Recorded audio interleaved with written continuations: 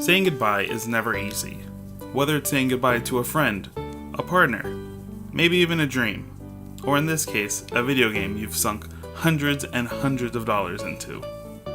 Nothing lasts forever, unfortunately, and so despite all the success and acclaim Disney Infinity has garnered, the almighty mouse has decided to close Avalanche Software, the team behind Disney Infinity, and at the same time cease all in-house video game development, meaning that instead of looking forward to this, levels are really well designed, especially the Halloween Town one.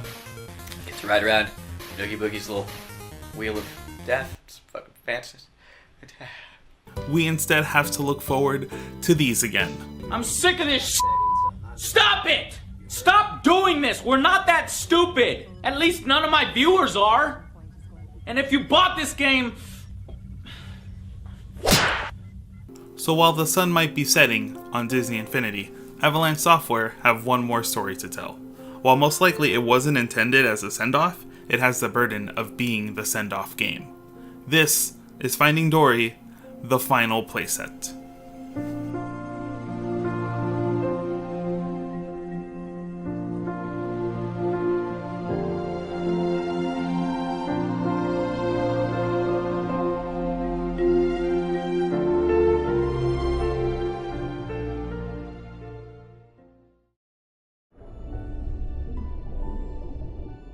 Dory! Nemo! Ah!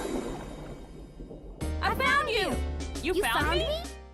The Finding Dory playset is not a retelling of the film. It instead tells its own tale. The playset stars most of the principal cast, and the game takes place in the same location as the film, so you still definitely feel like you're playing through the movie, just on a different adventure. It begins with Dory getting word that the Marine Life Institute in California has flooded. Home! That's it! The Marine Life Institute! It flooded! Flooded? Wow. What do you suppose caused that? My guess? A lot of water.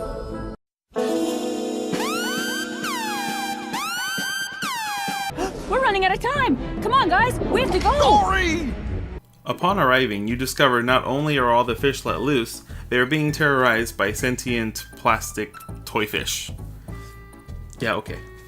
And to top it all off, the plumbers are planning on draining the Marine Life Institute, but they somehow overlooked that the drain leads right into a nest of hungry seagulls? So now it's up to Nemo and Dory to navigate the Marine Life Institute, rescue the transient fish, and guide them back safely to Morro Bay. So while the story never quite reaches the same height as the film, the characters definitely still feel as lovable and as quirky as you remember them. I'm getting pretty good at this! Or was I always good at this? Gameplay is divided between a 2D Metroidvania-esque side-scroller and a third-person open-world adventure. It's definitely an interesting mix. You spend most of your time in 2D, which is great because controlling the fish in 3D is garbage. You play as either Dory or Nemo, navigating through pretty much all the big locations of the film. You go through the pipe system, you hop from tank to tank in the quarantine bay, and you avoid death from children in the touch pool.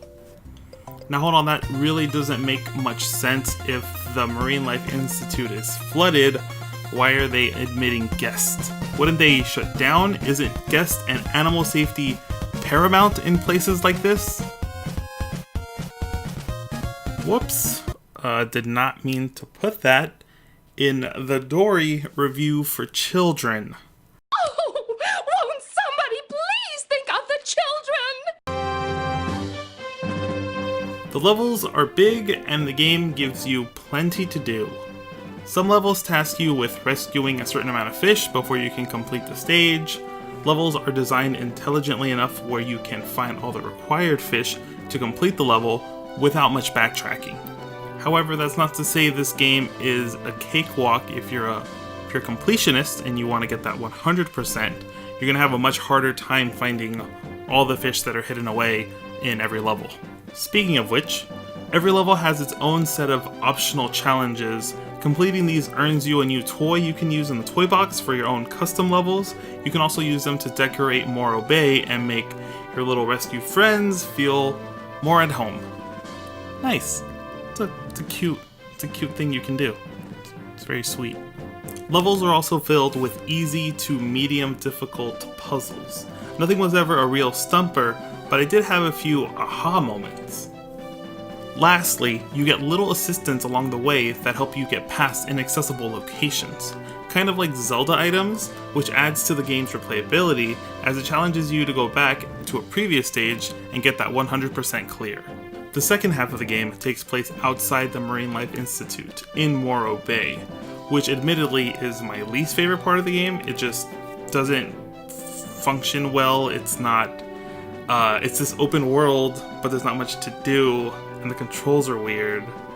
But sometimes when you're fishing around, you get a really nice view of like the open sea, and you see Destiny and the beluga whale, and that's really nice. So anyways, you travel the hub world, which isn't that big, helping fish that you've saved in the aquarium. You do missions for them to make their little new home more lively. Aside from also not being that big, the side quests aren't really that challenging, and there's not that many of them, so you'll get most of this done fairly quickly. So this is definitely the worst aspect of the Finding Dory playset. Luckily, you don't spend much time in it, and also, it's really pretty. And sometimes, you're willing to put up with terrible things as long as it's pretty. I must really have a weakness for Hawkeyes. Sam Whitaker, right? Witwicky, Sam Witwicky, right? Oh no, who put this clip in here? It has nothing to do with what I was talking about pretty shortly ago.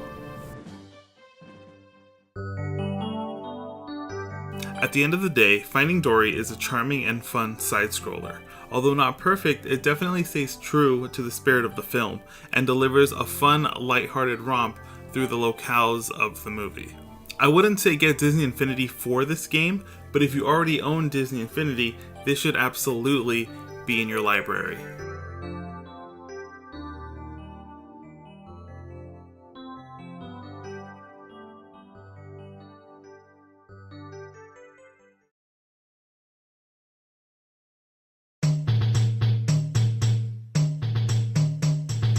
Hey, thanks for watching my video if you made it all the way through. This video was a long time coming. It was a 2-week project that turned into a 2-month project. I started this a while back before they announced the closing of the servers, so I didn't really include any of that information just because I didn't have it. I don't want to go back and edit everything in. It would take far too long.